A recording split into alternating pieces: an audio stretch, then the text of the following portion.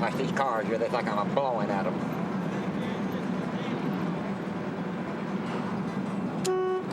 M. N.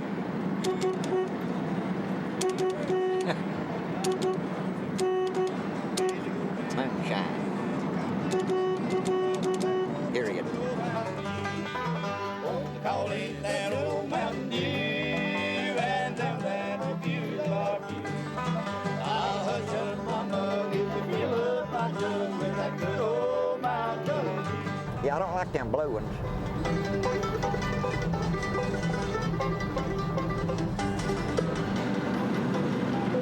Well, I hope you can bring back some so we can have some deer sausages next summer when we're camping. Yes, more like that. If the work stays with you, I hope you bring back 5. Well, you got your scope set real good on your gun? Start off, you have to set all your steel up. You have to dig it in the ground, dig your furnace, get all your wood, get your water pipe to it for your water. You fill up that steel with water, and then pour about a half a bushel of cornmeal in there and cook it. Just plain ground meal, no self-rising, because salt would mess it up. You cook that meal, and then when you get it cooked, you put it back in the barrels. Holy shit! All right, plumb over top of it. My wife took me to the liquor store one time. We backed into a telephone pole. Tore back into my car, all 2 pieces. I'm gonna have to stick me something down in this hole.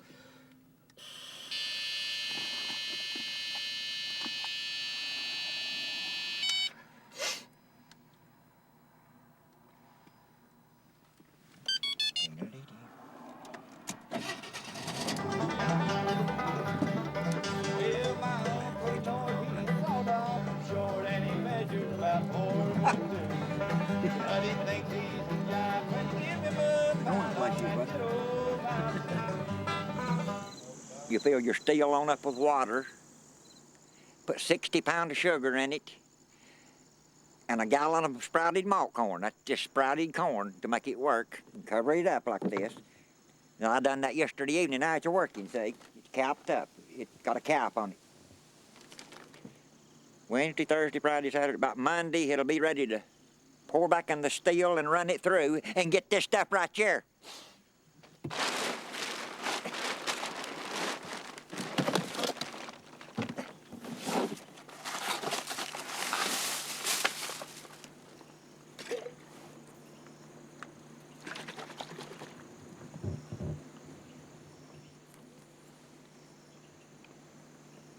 $140 proof. Let me smell of it.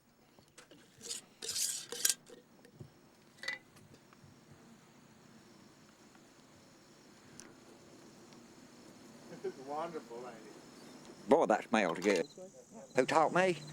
An old guy by the name of Clyde Barker. We made over in the park, the national park over here, back in the early 60s. I worked for 1 quart of moonshine a day. I'd carry sugar all down the corner of the lake and up into the steel for 1 quart of whiskey. And then I started helping another guy. And then another one. Then I started making myself. I said, I'll just set my own rig up. So I went into my own business. And I made it myself.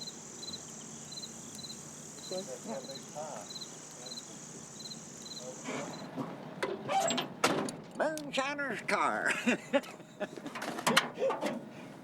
Let me tighten my cable up right here just a minute. I gotta wait till this warms up. That's my alcohol breathalyzer. People that's drunk moonshine in their life has to blow on these things.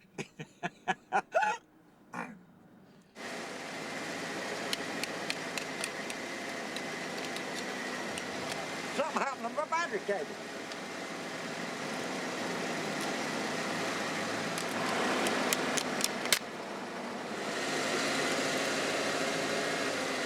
It's cutting the motor down there, ain't it?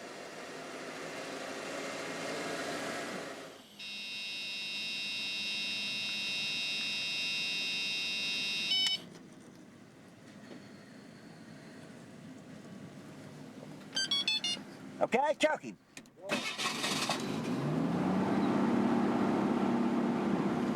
Moonshine, moonshine, to quench the devil's thirst. The law they swore they'd get him, but the devil got him first. Come on here, Betsy.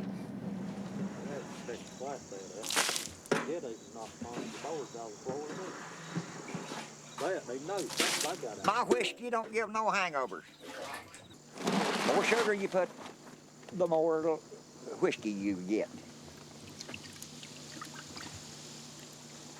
When you put your hands in your beer, if it's not worked off, then your fingers will get sticky. Means there's sugar in it. See, mine is not sticky.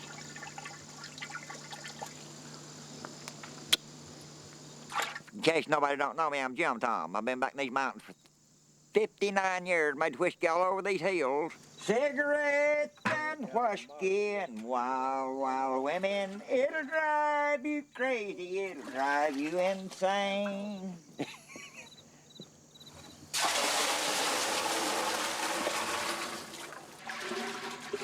We'd be down, what we're doing, filling our steel up with our beer. Budweiser's.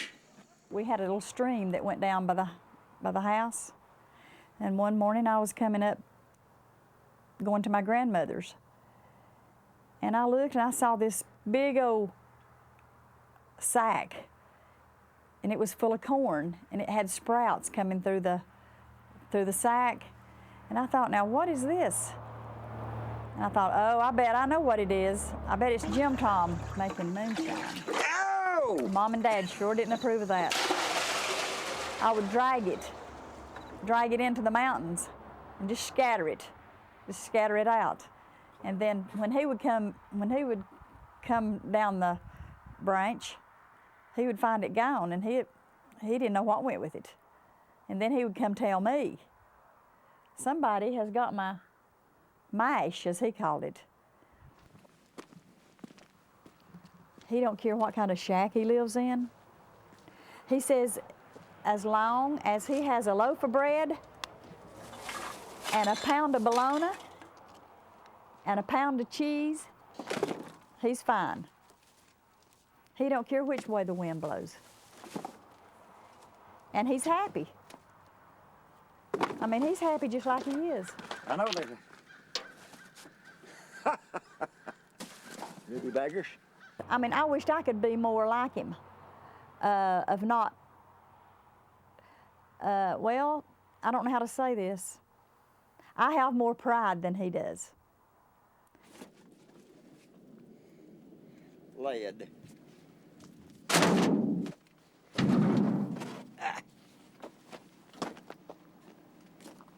That's my steel. I belong to a club. And this girl lives in Cherokee. She's dead. Barbara Wilnody. She's an Indian. That's my liquor steel right here. Look at that scar right there. I was doing 120-something miles an hour when I wrecked. I hit a 55 Ford station wagon head on. Boy, I was really getting rushing a 61 Starliner Ford. I done left him in wreck before he could ever get there. Yeah, that ain't all the scars I've got. Does that hurt you now? No, I got a disability on it, but it don't hurt me. They said they was gonna have to take my leg off. I was gonna be paralyzed. It took 157 stitches in my head. We never did find my army cap. We never did find my shoes. They burned up. There wasn't a piece of that Harley Davidson left. Boy, I was laid back, big suicide gear. Jerry said, oh, I'll run you. I said, you'll never do it. I just eased her down up in second. I hit his daddy head on with a 55 Ford station wagon. Hit him right in the center. I was doing about 120-something miles an hour, and he was doing 85. Boom. I was about as high as top of that pine right yonder. I ain't stretching it, at least. I said, I'm dead this time. Didn't even knock me out. Who pulled you out of the creek? His son, the ones I was racing, and my cousin, they finally, I couldn't talk. I could hear them, but I couldn't say anything. Boy, I'd try to talk, and I couldn't say a word. Get a match ready. Huh? We got the smoke to boil in here in a minute.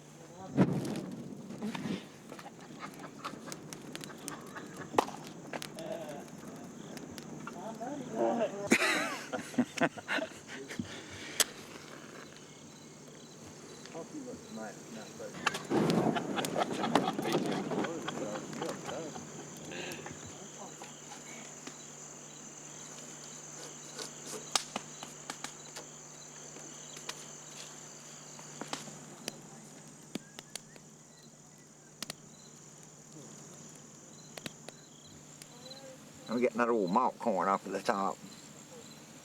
It's getting warm. It won't, once that fire kicks up, it won't take it long. There'll be a cap in it.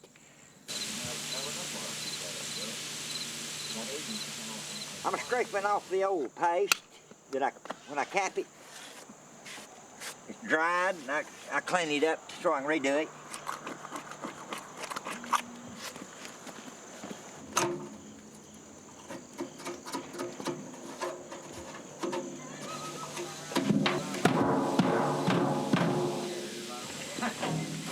I've seen cowpaw back. We used to make corn legs and peas. Well, you name it, cowpaw used to make. Oh! You put that rock on there, the cap could blow.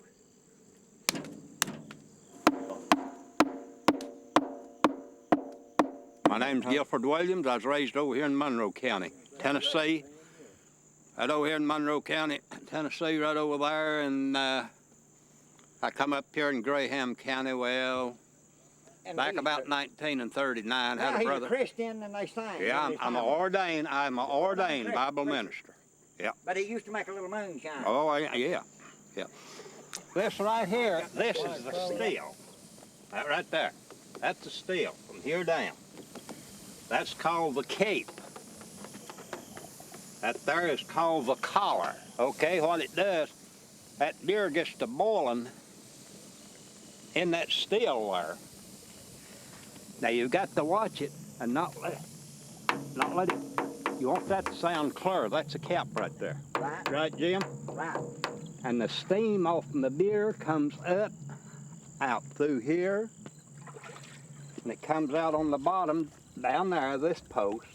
Now when this gets full of steam, it comes right on out in here, and when it hits this condenser, see that's cold. It condenses it, and it's running when it comes out right there. So that's all there is to it. If you drink 2 or 3 sips of that, you won't have to have no music. You'll just start dancing all at once.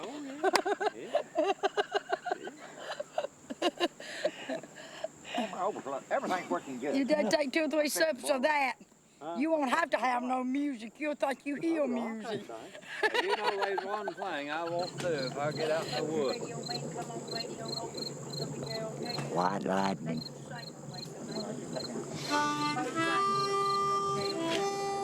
I'll tell you in a minute when we were going to start running our products. In the Bible, you read about Apostle Paul. You know the Bible. Right. Apostle Paul warned the old women not to drink too much wine. Hey, Why? that's exactly right. He knowed that if they drank too much, it'd make them drunk. Hey, Gifford, they drank wine in the Bible days, didn't they? Absolutely. Christ turned water into wine. That's right. He sure did. And the Bible's hard to see. Noah, heard about Noah? After the flood, he planted him a vineyard, and he made some wine, and he got drunk. Right. Well, he drank too much of it. Too much of it. What was it in that wine that made him drunk? Alcohol. Right. Same thing as old NyQuil stuff you buy. Yes, sir. But people goes by NyQuil, they don't go by the alcohol contents. You can go to the store and get you a bottle of that there NyQuil or 44 cough syrup. Right. It's about Formula 44. 25% alcohol. It'll make you drunk. Yeah. And did you know? Shaving lotion. You Right. can drink it. It's that alcohol in Something it. else. Did you know if you take the flu and you was to pour you out a shot of this whiskey, just say a shot with honey and rock candy stuff in it and swallow that and it'd help you. That wouldn't be no more than going right up at the Tallulah Valley Clinic and getting you a bottle of. Well, my dad was a Bible reader. Right. My dad was a Bible reader. In the wintertime, he'd Well, take a you quart funny. fruit jar or a pint bottle. He'd fill it about half full of strained honey. Then he'd fill it on up with moonshine liquor. Before we went to bed tonight, he'd shake it up, and we took 1 teaspoonful for a cold. Yep.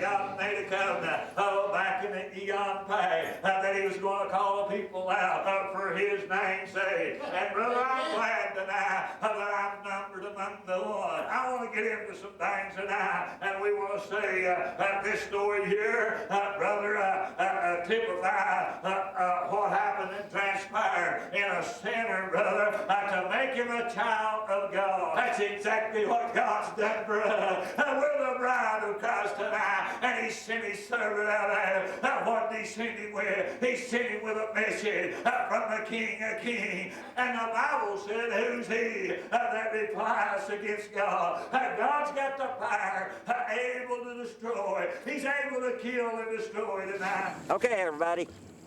It's a fixing to start producing our... I'm going to let it run just a small amount. One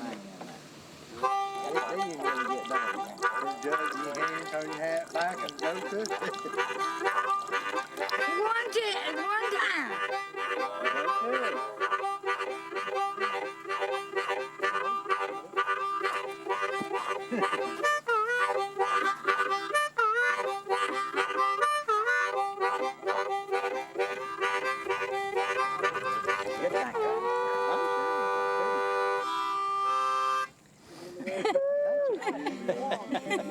Oh, she'll make you plenty of money.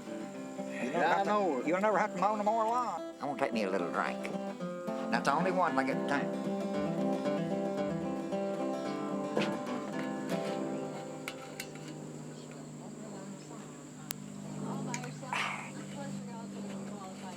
Good booze.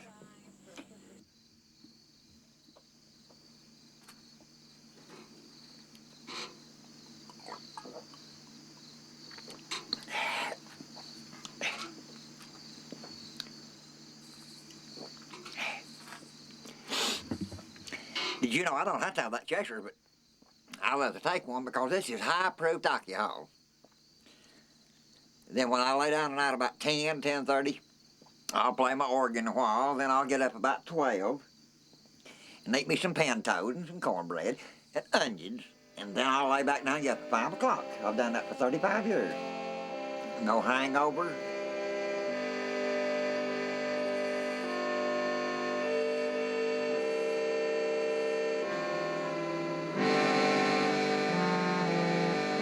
See, I found this in the garbage, but I bring them in and see if they'll work. Emmalou. Yeah, see, Emmeline, oh Emmeline. See, how's that go? Emmalou, oh Emmalou, dee-dee-dee, see.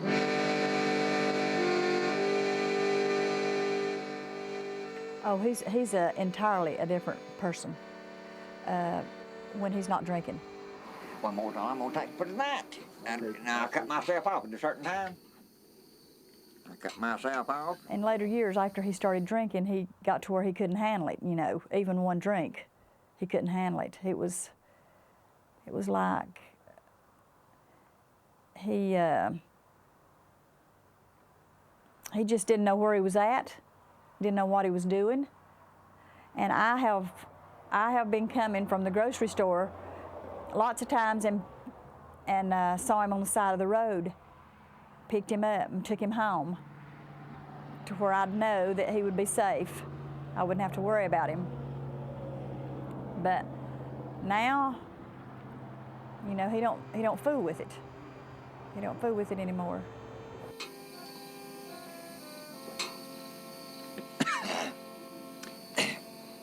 That's pure alcohol.